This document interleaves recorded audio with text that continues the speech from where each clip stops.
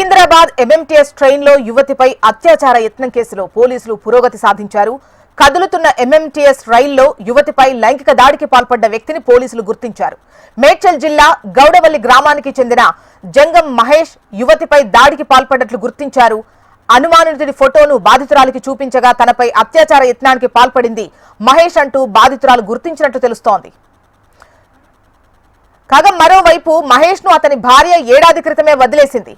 అతని తల్లిదండ్రులు కూడా చనిపోవడంతో మహేష్ ఒంటరిగానే ఉంటున్నాడు. ఈ నేపథ్యంలోనే గంజాయికి బానిసైనట్లు పోలీసులు గుర్తించారు. ప్రస్తుతం మహేష్ పోలీసుల అదుపులో ఉన్నాడు.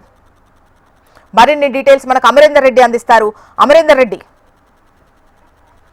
జోష్న, ఎంఎంటీఎస్ ఘటనకు సంబంధించి యువతి వద్దకి ఈ నిందితుని ఫోటోను తీసుకెళ్లారు. నిందితుడి ఫోటోను చూపించగా యువతి గుర్తుపట్టడంతో జంగం మహేష్ని అఫీషియల్గా జీఆర్పీ పోలీసులు అదుపులోకి అయితే తీసుకున్నారు. అయితే మొదట ఏదైతే అనుమానితంగా నిందితుని గుర్తించారో అయితే జంగం మహేష్ ఆ ట్రైన్లో నుంచి 8:30 తర్వాత ఈ ఘటన జరిగిన సమయంలో ఆ తర్వాత ట్రైన్లో నుంచి మేడ్చల్లో దిగుతున్న క్రమంలో ఏదైతే మహిళలకు సంబంధించినటువంటి బోగిలోంచే ఈ యువకుడు దిగినట్లుగా తెలుస్తుంది. అయితే మహేష్ని ఏదైతే పోలీసులు గుర్తించడం ఆ తర్వాత నిన్న ఇంటికి వెళ్ళి సెర్చ్ చేయగా నిన్న ఇంట్లో లేనట్టుగా తెలుస్తుంది. నిన్న రాత్రి సమయంలో 11 గంటల సమయంలో ఏదైతే నిందితుని కోసం మరోసారి జీఆర్పీ పోలీసులు ఇంటికి వెళ్ళారు.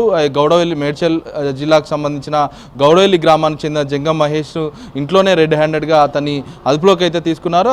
అదుపులోకి తీసుకున్న తర్వాత ఆ ఫోటోను చూపించి ఆ యువతి దగ్గరికి తీసుకెళ్ళి ఆ యువతి దగ్గర పూర్తిస్థాయిలో ఒక క్లారిటీ వచ్చాకే అతన్ని అదుపులోకి తీసుకొని ప్రస్తుతం జీఆర్పీ పోలీసులు అయితే ఒకవైపు విచారణ కొనసాగిస్తున్నారు. ఎందుకు యువతి పైన అత్యాచార యత్నానికి పాల్పడాల్సి వచ్చింది, మహిళా భోగిల లోపలికి ఎందుకు వెళ్లాల్సి వచ్చింది అన్న కోణంలో ఒకవైపు దర్యాప్తు చేస్తున్నారు. అయితే జంగం మహేష్కి పెళ్ళై ఏడాది క్రితమే ఏడాది అంటే పెళ్ళైన ఏడాది తర్వాత పూర్తిగా కుటుంబ విభేదాల కారణంగా ఇటు భార్య కూడా వదిలేసినట్లుగా తెలుస్తుంది. ఇటు తల్లిదండ్రులు కూడా చనిపోవడంతోనే ఇంట్లో ఒంటరిగా ఉంటూ అసభ్య వ్యవహారాలకు అయితే అలవాటు పడ్డాడు. దీంతో గంజాయికి అలవాటయ్యాడు. ఆ తర్వాత గంజాయి వ్యాపారం మొదలుపెట్టినట్టు తెలుస్తుంది. గంజాయి కేసులో దాదాపు 3-4 కేసులు కూడా మహేష్ పైన ఉన్నట్లుగా తెలుస్తుంది. ప్రస్తుతం పోలీసులు అయితే విచారిస్తున్నారు. మరి గంజాయి మత్తులో ఉండి ఆ యువతికి సంబంధించిన ఏదైతే మహిళా భోగిలకు సంబంధించి వెళ్ళి అక్కడ అత్యాచార యత్నానికి ప్రయత్నించాడా, లేకుంటే అసలు గంజాయి వ్యాపారం ఎక్కడి నుంచి తీసుకొస్తున్నారు, ఎలా తీసుకొస్తున్నారు, ఒకవైపు గంజాయి తాగి మత్తులో యువతి పైన అత్యాచార యత్నానికి పాల్పడ్డారా అన్న కోణంలో ఒకవైపు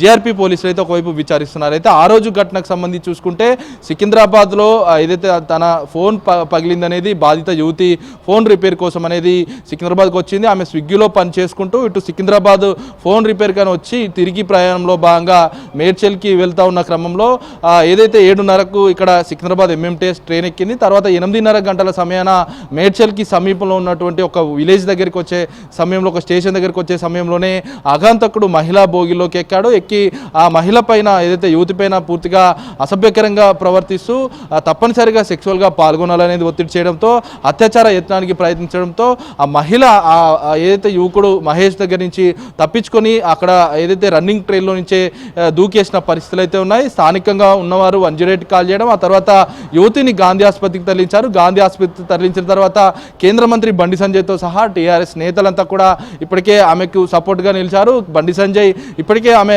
మెరుగైన చికిత్స కోసం ఇప్పటికే ఆరోగ్యం నిలకడగా ఉందని గుర్తించిన నేపథ్యంలో బండి సంజయ్ ఆమెతో ఫోన్లో కూడా మాట్లాడారు. యశోద ఆసుపత్రికి ప్రస్తుతం ఆమెను తరలించారు. ఆమె ప్రస్తుతం యశోద ఆసుపత్రిలో చికిత్స పొందుతున్న పరిస్థితులు అయితే ఉన్నాయి. ఆమె ఆరోగ్యం అయితే ప్రస్తుతం నిలకడగా ఉందని వైపు వైద్యులు అయితే చెప్తా ఉన్నారు. ఈ కేసులో ప్రస్తుతం మహేష్ అయితే జీఆర్పీ పోలీసులు విచారిస్తున్న పరిస్థితి అయితే నెలకొంది. యోష్ణ, రైట్ అమర్.